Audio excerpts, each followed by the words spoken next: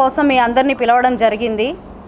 అయితే పెన్షన్ల విషయం తీసుకుంటే ఆనాడు అన్నగారు 35 రూపాయలతో పెన్షన్ వ్యవస్థని ప్రారంభించి ఈరోజు చంద్రబాబు నాయుడు గారు 2000 రూపాయలకి దాన్ని తీసుకొచ్చారు. అయితే పెన్షన్ 2000 రూపాయలతో అన్నా క్యాంటీన్లతో ప్రజల సంక్షేమం కోసం ఎంతో అభివృద్ధి చేసింది తెలుగుదేశం పార్టీ.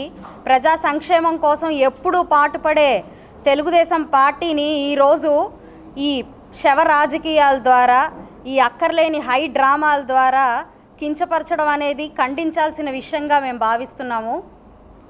ఇది ఎంత దూరం తీసుకెళ్తుందంటే ఈరోజు వృద్ధులని మంచాల మీద ఎక్కించుకొని తీసుకొని సచివాలయానికి తీసుకొస్తూ ఒక హై డ్రామాని క్రియేట్ చేస్తున్నారు వైకాపా ప్రభుత్వం వారు. అసలు అంత అవసరం ఏముంది అని నేను ప్రశ్నిస్తున్నాను. సచివాలయంలో 1,26,000 మంది ఉద్యోగాలు ఉన్నారు. వారి ద్వారా ఈ పెన్షన్లని ఎంత చక్కగా 2 రోజుల్లో ప్రతి ఒక్కరికి పంపిణీ చేసే అవకాశం ఉన్నా కూడా కేవలం ప్రభుత్వాల మీద ఒక దుష్ప్రచారంగా, ఇది ఒక అవకాశంగా, ఇది ఒక ఆయుధంగా వాడుకునే పరిస్థితి ఈరోజు ప్రజల్లో తీసుకొచ్చి వాళ్ళల్లో ఒక భయాందోళనని క్రియేట్ చేయడానికి ఈ ప్రభుత్వాన్ని ఒక నీచ రాజకీయం చేస్తుంది. దీన్ని మేము తీవ్రంగా ఖండిస్తూ ఈరోజు ఈ మీడియా పూర్వకంగా ప్రతి ఒక్కరికి మేము చెప్తున్నాము, సంక్షేమం అంటేనే తెలుగుదేశం పార్టీ, ప్రజల సంక్షేమం శ్రేయస్సు ఎప్పుడూ కోరుకునేది తెలుగుదేశం పార్టీ. అయితే ఇందులో వాలంటీర్లు కేవలం రాజకీయ లబ్ధి కోసం ఈ వాలంటీర్లని వైకాపా ప్రభుత్వం వాడుకుంటూ ప్రజలందరినీ ప్రలోభ పెట్టే పనిలో ఉంది కాబట్టి వారిని ఇందులో ఇన్వాల్వ్ చేయకూడదనే ముఖ్య ఉద్దేశంగా తెలుగుదేశం పార్టీ కూటమి భావించింది. దానికి అనుసరంగానే ఈరోజు ఎలక్షన్ కమిషన్ వారు వాలంటరీ వ్యవస్థ ఇందులో ఎప్పుడూ జోక్యం చేసుకోకూడదు, ఈ పెన్షన్ కానీ ఇతరత్ర లబ్ధిని కానీ ప్రజలకి చేకూర్చకూడదు అని వాళ్ళకి దిశానిర్దేశం చేయడం జరిగింది. అలా ఎలక్షన్ కమిషన్ ఇచ్చిన ఆ దిశానిర్దేశాన్ని తెలుగుదేశం పార్టీకి ఆపాదించడం, వాలంటీర్ వ్యవస్థకి తెలుగుదేశం పార్టీ వ్యతిరేకం అని ఒక దుష్ప్రచారం చేయడం, ఇది ఎంతవరకు సమంజసం నేను ప్రతి ఒక్క ప్రజల్ని ఈరోజు అడుగుతున్నాను. దీనికి చంద్రబాబు నాయుడు గారికి లేదంటే పవన్ కళ్యాణ్ గారికి ఏ రకమైన సంబంధం ఉందో ఈరోజు ప్రజలందరూ అర్థం చేసుకోవాల్సిన పరిస్థితి ఉంది. పెన్షన్ అనేది 2,000 నుంచి 3,000కి మేము పెంచాము అని అంటున్నారు. అదే 3,000 రూపాయలు నెలకి దఫాల వారీగా 250 రూపాయలు చొప్పున పెంచుకుంటూ రావడం, అది కూడా సక్రమంగా అందరికీ ఇవ్వకుండా కరెంటు బిల్లు ఉన్న వాళ్ళకి ఉన్నాయని, లేకపోతే వేరే పథకాలు ఎక్కువ వస్తున్నాయని వాళ్ళకి పెన్షన్లే ఎత్తేయడం ఈరోజు ఎంతోమందిని చూస్తున్నాం మేము. అలాగ మోసపూరితమైన సంక్షేమ పథకాలు ఇస్తూ జగన్మోహన్ రెడ్డి ప్రభుత్వం ఎంతోమందిని ఈరోజు మోసం చేసి రోడ్ల మీద నుంచోబెట్టిన పరిస్థితిలో ఇలాంటివన్నీ మళ్ళీ ఈరోజు కేవలం తెలుగుదేశం పార్టీ వల్లనే వాలంటీర్ వ్యవస్థ పాడైపోయింది, కేవలం తెలుగుదేశం ప్రభుత్వం వల్లనే వాలంటీర్లు మీద ఇంటి దాకా వచ్చి పెన్షన్లు ఇవ్వలేకపోతున్నారు అనే ఈ నీచ రాజకీయాల్ని తీవ్రంగా ఖండిస్తున్నాము.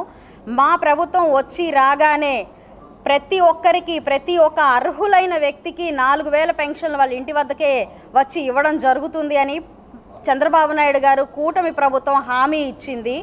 అయితే ఈరోజు ఈ మీడియా పూర్వకంగా ఒకటే చెప్పదలుచుకున్నాను, వాలంటీర్ వ్యవస్థకి తెలుగుదేశం పార్టీ ఎప్పుడూ వ్యతిరేకం కాదు. వారి కోసం 50,000 వారు సొంతంగా సంపాదించుకునే విధంగా బాబు గారు వాళ్ళకి ఏర్పాటు చేసే దిశగా పని చేస్తాను అని హామీ ఇచ్చారు. ఏ వాలంటీర్ అయినా ఒక రాజకీయంగా, అది కూడా రాజకీయ లబ్ధి కోసం గనక పనిచేస్తే అలాంటి వాలంటీర్లకి తెలుగుదేశం పార్టీ వ్యతిరేకమే తప్ప స్వచ్ఛందంగా ప్రజల కోసం, ప్రజా సంక్షేమం కోసం పాటుపడే ఏ ఒక్క వ్యక్తికి ఎప్పుడు తెలుగుదేశం పార్టీ వ్యతిరేకం కాదు.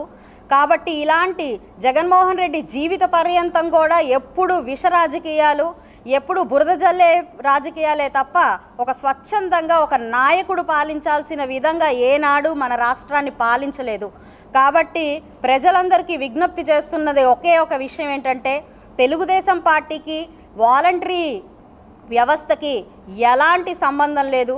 ప్రజాశ్రేయస్సు కోసం పాటుపడే ప్రతి ఒక్క వాలంటీర్ వెన్నుదన్నుగా తెలుగుదేశం పార్టీ నిలుస్తుందని, కూటమి ప్రభుత్వం నిలుస్తుంది అని హామీ ఇవ్వడం జరిగింది.